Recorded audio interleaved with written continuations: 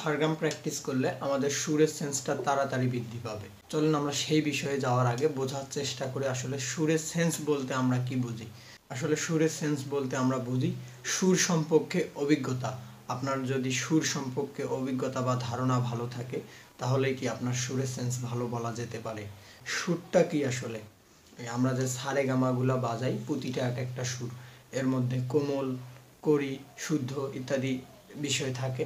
যারা জানেন না কোমল, করি বা শুদ্ধ এই সারগামগুলা কি, আমার চ্যানেলে ভিডিও দেওয়া আছে, অবশ্যই দেখে আসতে পারেন, অথবা আমি কমেন্ট বক্সে লিঙ্ক দিব, আপনারা চাইলে সেখান থেকেও দেখে আসতে পারেন। এখন চলেন আমরা আমাদের মূল আলোচনায় যাই। এই সুরের সেন্স বৃদ্ধি করতে হলে আমরা যেহেতু জানলাম যে সুরের সেন্স মানে হচ্ছে যে সুরের সম্পর্কে অভিজ্ঞতা, তাহলে কি আমার সুরের সম্পর্কে অভিজ্ঞতা তৈরি করতে হবে। আমরা যে বিভিন্ন ধরনের সারগামগুলা দেখি, যে সারে গা রে গামা ইত্যাদি ইত্যাদি, এই টাইপের যে সারগামগুলো আছে, বা এই সায়ের থেকে রের সাউন্ডটার পার্থক্য, এই সায়ের থেকে রের সাউন্ডটার পার্থক্য আমাদের কি বোঝার চেষ্টা করতে হবে। আমরা যখন সারে গামাটা প্র্যাকটিস করব, এই যে এখন যে আমি সাটা বাজাচ্ছি, এই সাটা কীরকম, তার পরবর্তীতে যে রে, সা, রে, এই দুইটার মধ্যে কিন্তু পার্থক্য আছে। এই সারে গামাগুলো হচ্ছে একটার থেকে আরেকটার সাউন্ড বেশি, এইরকম সা রে গা মা আস্তে আস্তে কি উপরের দিকে যাচ্ছে। আমাদেরকে এই জিনিসগুলাই বোঝার চেষ্টা করতে হবে।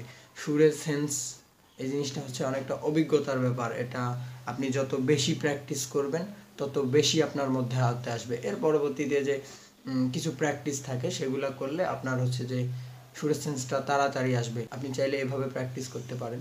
এই সুরের সেন্স বাড়ানোর একটা প্র্যাকটিস হতে পারে বিভিন্ন রকমের সারগামগুলা প্র্যাকটিস। এখন সাধারণত দেখা যায় কি এই সারগামগুলা প্র্যাকটিস করতে অনেকটা বিরক্ত, একঘেয়েমি লাগে। সেজন্য আপনারা চাইলে কি বলে এটাকে ড্রাম বিট, আমি যদি একটু বাজিয়ে দেখাই আপনাদেরকে,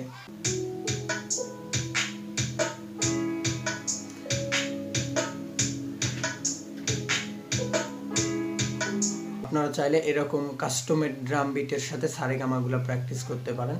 কারো যদি এরকম কাস্টমের ড্রাম বিটের প্রয়োজন হয় অবশ্যই আমার সাথে যোগাযোগ করলে পেয়ে যাবেন। আমরা এটার সাথে কিভাবে প্র্যাকটিস করব এটা একটু দেখিয়ে দিই। আমি এটা কোমল নোটের স্বরের প্র্যাকটিসের জন্য বানিয়েছি। এখানে আমি র্যান্ডম কিছু কোমল নোট প্র্যাকটিস করব। আমি এরকম কিছু একটা প্র্যাকটিস করে দেখাই আপনাদেরকে। আমার এখানে সবগুলা কোমল নোটের ব্যবহার হবে।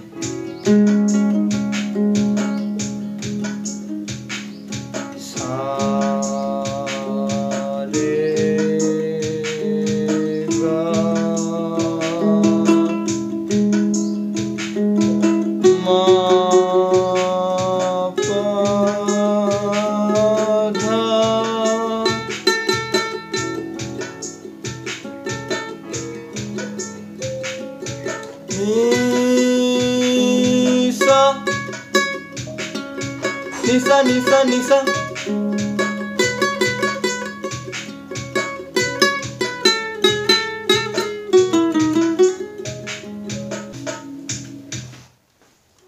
আপনারা চাইলে এইভাবেও হচ্ছে প্র্যাকটিস করতে পারেন।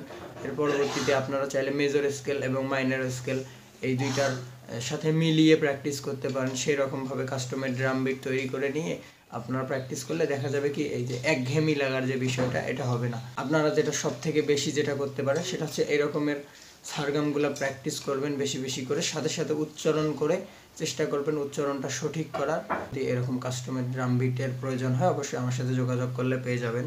আর এর পাশাপাশি এই কোমল স্বর, শুদ্ধ স্বর ইত্যাদি এই দুইটার পার্থক্য, এই জিনিসগুলা বোঝার চেষ্টা করবেন। আপনারা যদি এক কথা আপনারা যত বেশি রিসার্চ করবেন এটা নিয়ে আপনাদের ধারণা তত বেশি তৈরি হবে। ভিডিওটি ভালো লাগলে অবশ্যই চ্যানেলটি সাবস্ক্রাইব করে পাশে থাকবেন। ধন্যবাদ সবাইকে।